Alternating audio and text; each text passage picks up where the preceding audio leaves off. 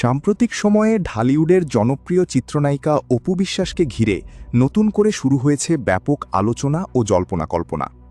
সামাজিক যোগাযোগ মাধ্যমে ছড়িয়ে পড়েছে এমন কিছু খবর যেখানে দাবি করা হচ্ছে অপু বিশ্বাস নাকি গোপনে দ্বিতীয় বিয়ে করেছেন।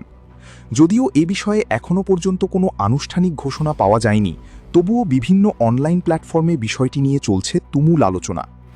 গুঞ্জনে আরও শোনা যাচ্ছে খুব বেশি আড়ম্বর না করেই নাকি এই বিয়ের আয়োজন সম্পন্ন হয়েছে।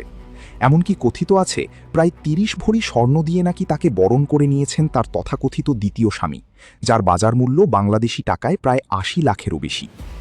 এই খবর ছড়িয়ে পড়ার পর সামাজিক মাধ্যমে ভেসে উঠছে কিছু ছবি, যেখানে দেখা যাচ্ছে অপু বিশ্বাস তার ছেলে আব্রাম খান জয় এবং একজন অজ্ঞাত ব্যক্তিকে একসঙ্গে সময় কাটাতে।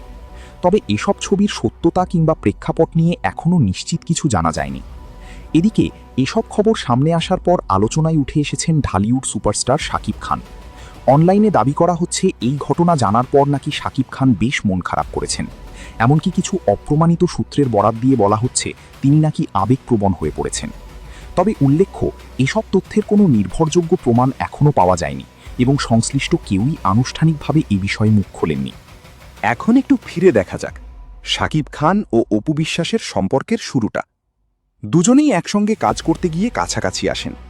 দীর্ঘদিন গোপনে সম্পর্ক রাখার পর ২০১৭ সালে হঠাৎ করেই টেলিভিশন লাইভে এসে অপু বিশ্বাস তাদের বিয়ে ও সন্তানের কথা প্রকাশ করেন। এই প্রকাশের পরই পুরো ইন্ডাস্ট্রিতে সৃষ্টি হয় তোলপাড়। পরবর্তীতে তাদের দাম্পত্য জীবনে শুরু হয় নানা টানাপোড়েন, মতবিরোধ, দূরত্ব এবং ব্যক্তিগত জটিলতার কারণে শেষ পর্যন্ত ২০১৮ সালে আনুষ্ঠানিকভাবে বিচ্ছেদের পথে হাঁটেন তারা। তাদের একমাত্র সন্তান আব্রাম খান জয় বর্তমানে মায়ের সঙ্গেই বড় হচ্ছে। সব মিলিয়ে অপু বিশ্বাসের দ্বিতীয় বিয়ের খবরটি এখনও পুরোপুরি নিশ্চিত নয়।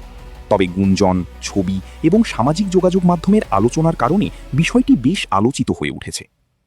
দর্শকদের জন্য প্রশ্ন থেকে যাচ্ছে, সত্যিই কি নতুন করে জীবন শুরু করেছেন অপু বিশ্বাস, নাকি এটি শুধুই গুজব ও ভুল ব্যাখ্যা?